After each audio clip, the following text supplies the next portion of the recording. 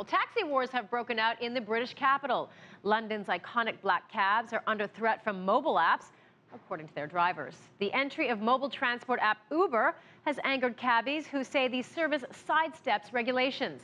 And as Ollie Barrett reports from London, that anger is beginning to spread across the region. Belt up for what could become a bumpy ride for London's taxi industry. It pits the heavily licensed and regulated black cab against Uber and other apps like it. And these cabbies don't see it as forward progress. They think regulators are asleep at the wheel.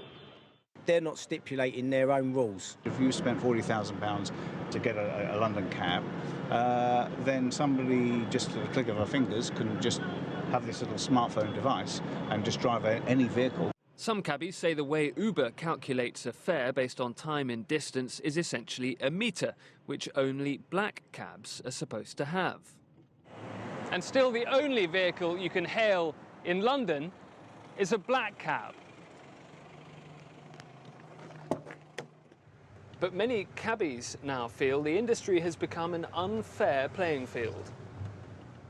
It can take a cabbie up to 4 years to pass the famously difficult test known as the knowledge, committing every street in London to memory and required before any cabbie can drive a black cab. Uber drivers booked via an app don't have that knowledge. Critics also claim their fares go through a Dutch firm, reducing the tax the company pays here in the UK. Uber is paying all of the taxes that are due. It's compliant with the tax legislation in every market in which it operates.